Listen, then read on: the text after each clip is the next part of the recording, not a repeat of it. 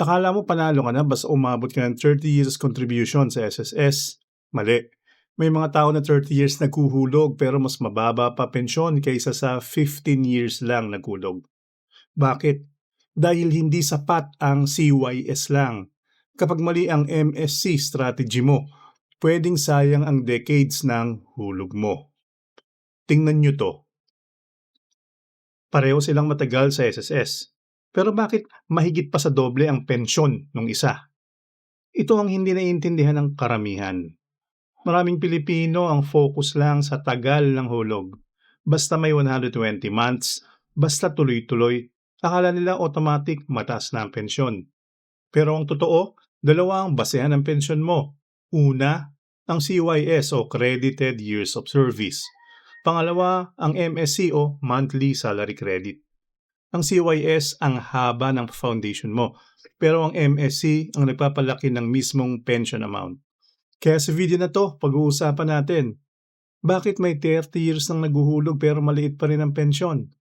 Bakit may mas maikli lang ang hulog pero mas mataas ang nakukuha? At ano ang tamang MSC strategy lalo na kung 40s or 50s ka na ngayon? Dahil baka hindi mo namamalayan, naguhulog ka nga ng SSS pero hindi optimize ang pension mo. Ang video na to ay para sa kaalaman lamang, hindi personal na payong pinansyal. Affiliate products in the shelf below. Unahin natin ang pinaka-basic pero pinaka-importanting foundation ng pension mo, ang CYS. Ang CYS ay ang bilang ng taon na valid kang naguhulog sa SSS. Hindi lang ito simpleng attendance record. Kasama ito mismo sa computation ng pension mo. Maraming Pilipino ang alam lang basta maka 120 months ang hulog, okay na. At technically, tama naman. Dahil ang 120 months o 10 taon ang minimum para maging eligible sa monthly pension. Pero ito ay hindi alam ng marami. Habang humahaba ang CYS mo, tumataas din ang pension percentage mo. Ang additional pension increase ay 2% ng bawat taon na lampas ng 10. Sa simple explanation, every additional credited year beyond 10 years may dagdag sa pension computation mo. Example, 10 years, ito yung baseline. 20 years, higher. 30 years, even higher. Kaya importante talaga ang mahabang contribution history. Ito ang foundation ng retirement mo. Pero, dito nagkakamali ang karamihan.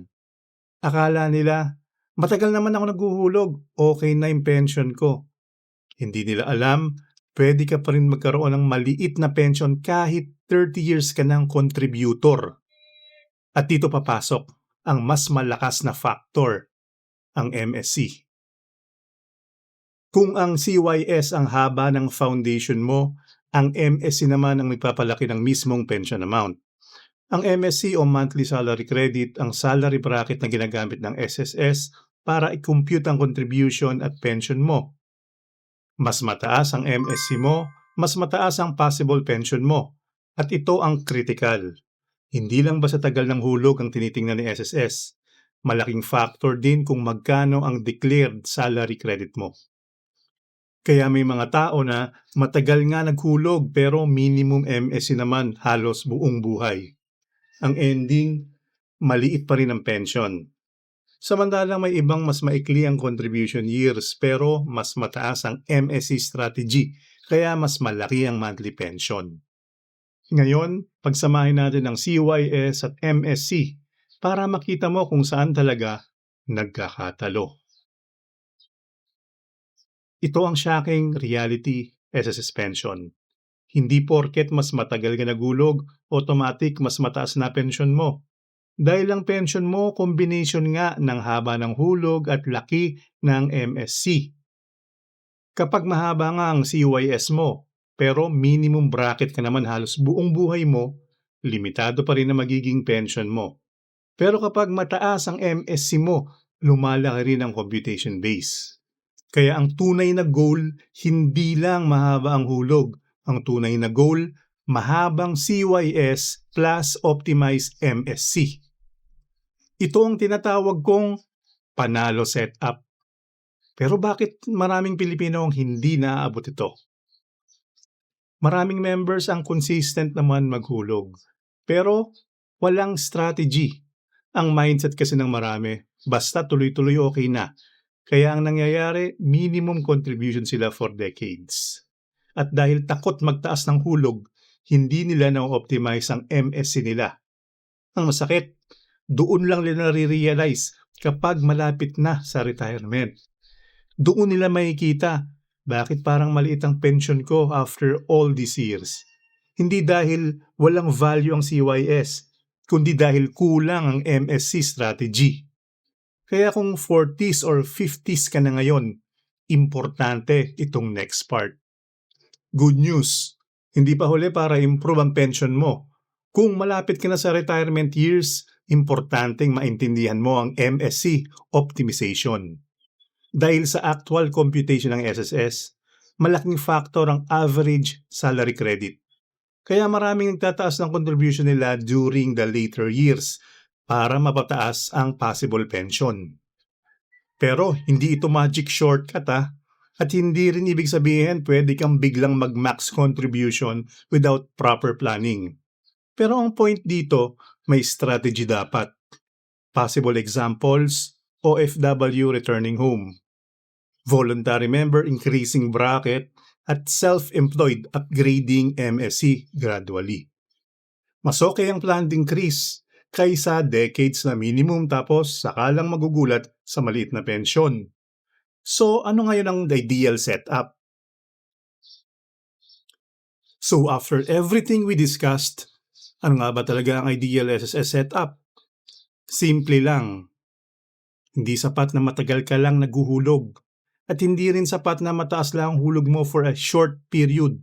Ang tunay na panalong setup, mahabang CYS plus optimized MSC.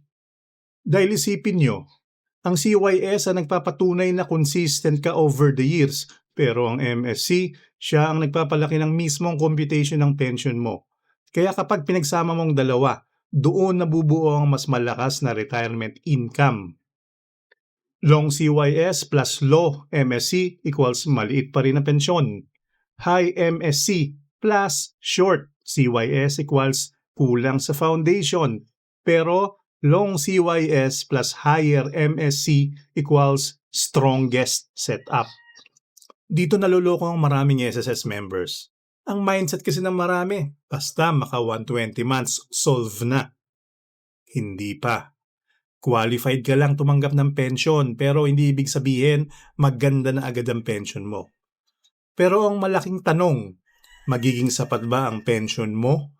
Kasi magkaiba ang may pension at may komportableng pension.